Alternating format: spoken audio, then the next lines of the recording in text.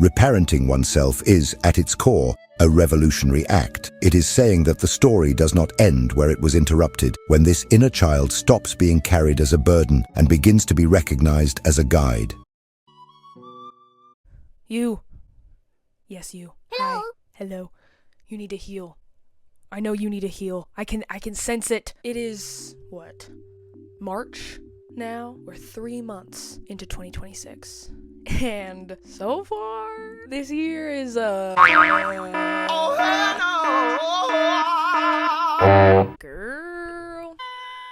Everything's so good, yay! And I think now, more than ever, is a really important time to take care of yourself. Now, I know that's a lot easier said than done. However, it's a lot. It's all very heavy. Taking care of yourself is maybe the most important thing you can do right now in a time like this. And always, of course, but especially in a time like this. Now, I'm no expert. What do I know? I'm literally just some dude on your screen right now. Hey! But in terms of taking care of yourself, the one piece of advice I would give to anyone is to heal your inner child.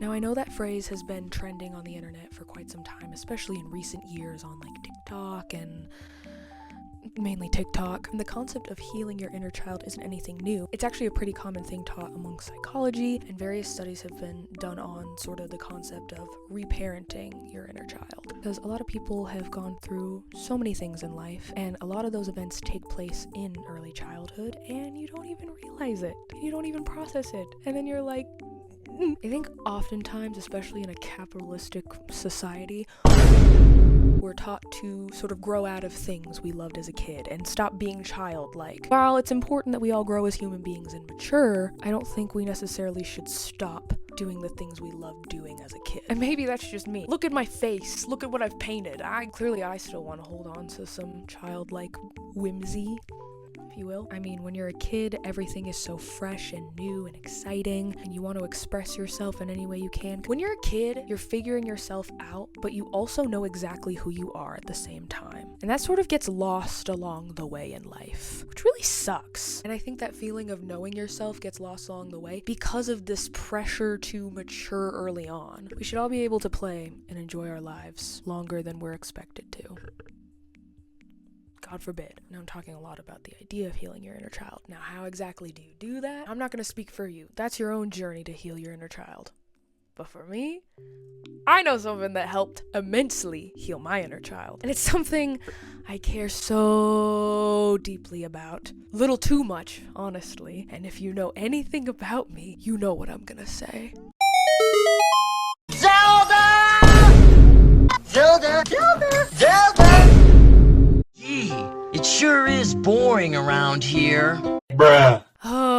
Where do I even begin? There's so much to say with this. Zelda was like the first thing I ever found as a kid and went, oh, this is me. This will always be a part of me. I'm never gonna let this go. No matter how many times I was made fun of for liking Zelda, no matter how many times I was told to grow up because I love Zelda. Girl, whatever. I don't care. Also, I'm sorry, if we're gonna talk about Zelda, I have to address something really, really quick. This year, specifically in February, Zelda turned 40 years old.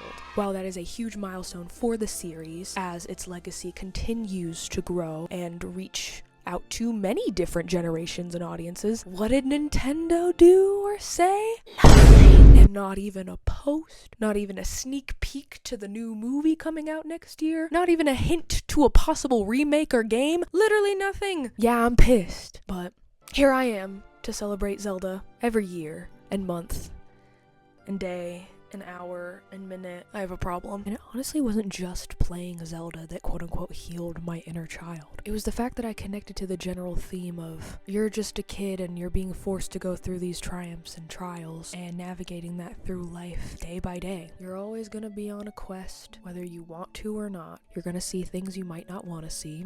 But in the end, you kind of find yourself in a way. And I know that it gets beyond complicated with the Zelda lore and timeline, especially since the timeline splits into 800 different possibilities. But I just really connected with the idea that while you might have to act like an adult, you're still just a kid. And growing up through times when the world is just very heavy is just something that's very relatable and really made me sit down and think, how can I be better to myself? And how can I be a better human being?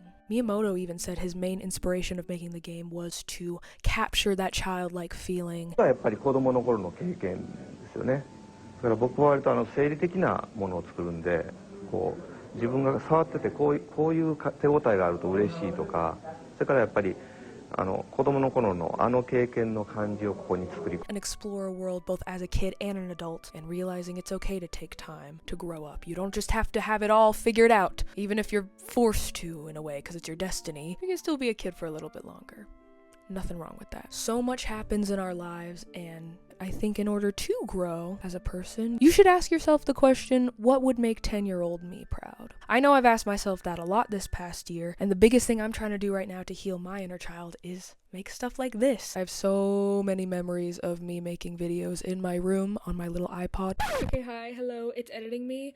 I just have to insert something that this video needs to you just need to see this. I made a lot of different music videos, as plenty of kids did when I was like 10 or 11 years old. This wasn't like any other music video. It's all over the place, and I don't know how much of it I can play because of copyright, but you just have to see it for a sec. Like, please. We're never getting back together. Like, ever.